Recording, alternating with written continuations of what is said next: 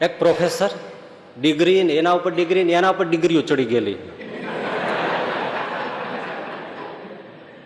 બહુ બહુ વિદ્યાઓ બધી સંપન્ન કરેલી જાય. એને ખંખેરો તો વિદ્યા જ ખરે, એવો એવો છીંક ખાય તો વિદ્યા નીકળે, એટલી બધી વિદ્યાઓ ભણી ગયા.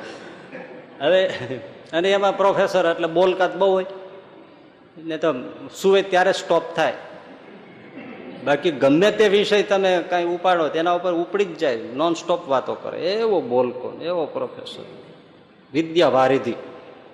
હવે આ વિદ્યા વારિધિ પ્રોફેસર જલવારિધિ એટલે દરિયામાં વિહાર કરવા નીકળ્યો, નૌકામાં બેસીને. એક નાવિક છે, નાનું નૌકા, પછી ફરવા નીકળ્યો, કુદરત માણવા નીકળ્યો, ફરે.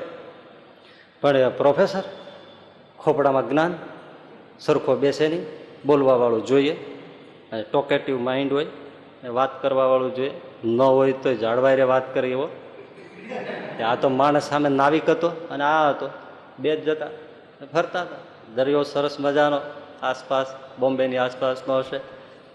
અને પ્રોફેસરે પેલા નાવિકને જાયલો, નાવિક તો બિચારો સુનમુન જીવનારો, એને જ જાયલો. ભાઈ, હા બાપા, હા સાહેબ, એટલે તું કઈ ભીણ્યો છો? આને એમ કે જો કઈ ભીણ્યો હોય તો કઈક વાત કરીએ.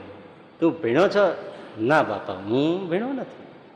હે, તું ભીણ્યો નથી? ના બાપા, હું નથી ભીણ્યો. હા હા હા, હદ કહેવાય ને, આવો સરસ મનુષ્યનો દેહ મળ્યો, આવો હાથ પગ નાક આંખ કાન બુદ્ધિ આ બધું મળ્યું, મારા જેવા જ તને મળ્યા, તું ભીણ્યો? ના બાપા, નથી ભીણ્યો. જીવ કાં ખાવ? અરે અરે, ભીણ્યો નથી તું? માને પેટ પડી? અરે બાપા, નથી ભીણ્યો પ્રોફેસર સાહેબ, સાહેબ હું નથી ભીણ્યો.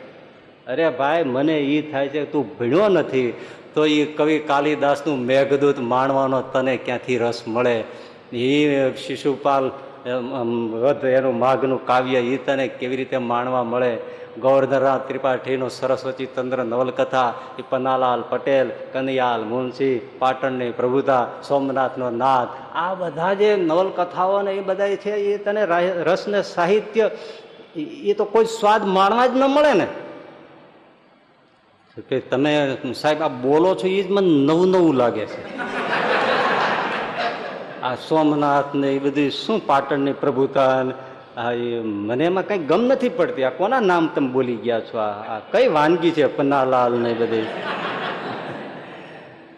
અરે તને કોઈ સાહિત્યનો સ્વાદ ચાખવા ન મળ્યો જિંદગીમાં ભણ્યા વગર? ભલા માણસ, તારી 5 જિંદગી 25% જિંદગી પાણીમાં ગઈ.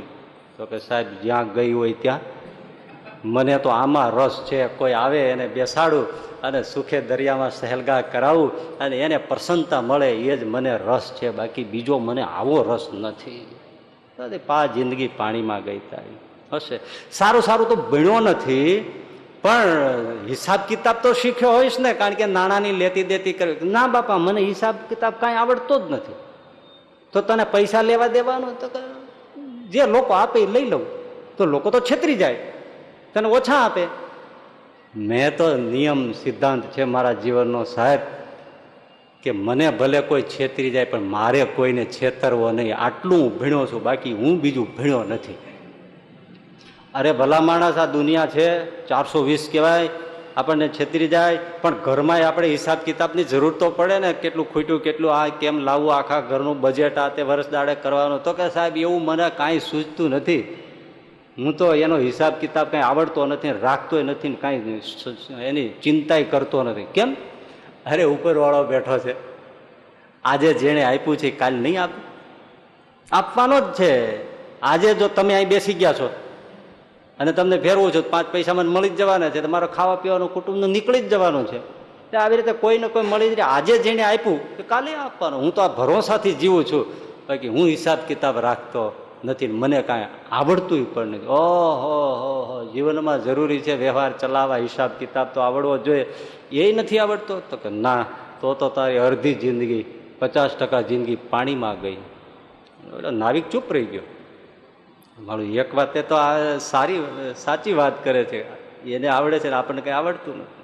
તો વળી પ્રોફેસરે કીધું કે ચાલો, ભણ્યો નથી, સાહિત્ય માંડ્યો નથી, હિસાબ કિતાબ તું નથી શીખ્યો કે નથી આવડતો, પણ જે દેશમાં જીવે છે એ ભારત દેશ એનો તો ઇતિહાસ તો જાણતો હોય છે ને થોડો, એ તો આપણી ફરજ છે જાણવો જોઈએ. તો શું? તો કે આ દેશમાં અંગ્રેજો ક્યારે આવ્યા, એને કેટલા વર્ષ રાજ કર્યું, પછી આઝાદીની ચળવળ ક્યારે શરૂ થઈ, આઝાદીની ચળવળમાં કોણે કોણે ભાગ લીધો, એક વચ્ચે 1857નો વિપ્લવ થયો, એનો સૂત્રધાર કોણ હતો, પછી આઝાદી ક્યારે સફળ થઈ, આ દેશને આઝાદી ક્યારે મળી, આ દેશની અંદર જુદા જુદા કેટલા રજવાડાઓ હતા, એને સરદાર વલ્લભભાઈ પટેલે કેવી કુનેથી અખંડ ભારતમાં ભેળવા, આ બધો તો ઇતિહાસ તું જાણતો હોઈશ ને? તો કે ના બાપા, હું આ ઇતિહાસ કાંઈ જાણતો નથી, હું મારો ઇતિહાસ જાણું છું. કે મારા માવતરે મને બચપણમાં કેવી રીતે ઉછેરીને મોટો કર્યો, કેવી ગરીબાઈમાં અમને ઘરે બારે કર્યા, અમને વરાવ્યા પરણાવ્યા, કેમ નાનકડા મકાન કરી આપ્યા, કેમ નાનકડી નૌકાઓ વસાવીને ધંધો શીખવાડ્યો, એ મારા બાપનો મારા ઘરનો ઇતિહાસ જાણું છું. એટલે મારા માવતરે મારા માટે જે કર્યું એના માટે હું એમની પુણ્યતિથિએ, મૃત્યુતિથિએ કે કોઈ વચ્ચે એવા સારા દિવસોએ દાન ધર્મ કરું છું, બાળકોને ભોજન કરાવું છું, ગાયોને ઘાસ ચારણ નિરણ નાખું છું, અને થાય એટલું ક્યારેક સાધુ સંતોને ભજન કીર્તન કરાવીને જમાડું છું મારા પિતાની માતાની સ્મૃતિમાં.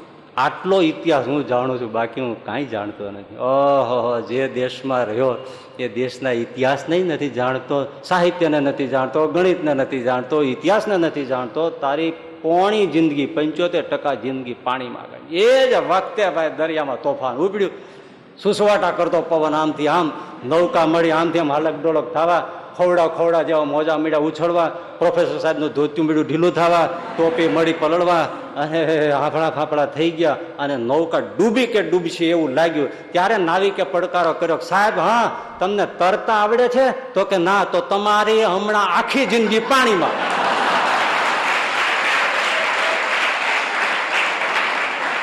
મારી તો બાપલા પોણી ગઈ, તારી હમણાં આખી. અને ઝપટ આવી, નૌકા પડી ઊંધી, પ્રોફેસર ગયા તળિયે, આખી જિંદગી પાણીમાં.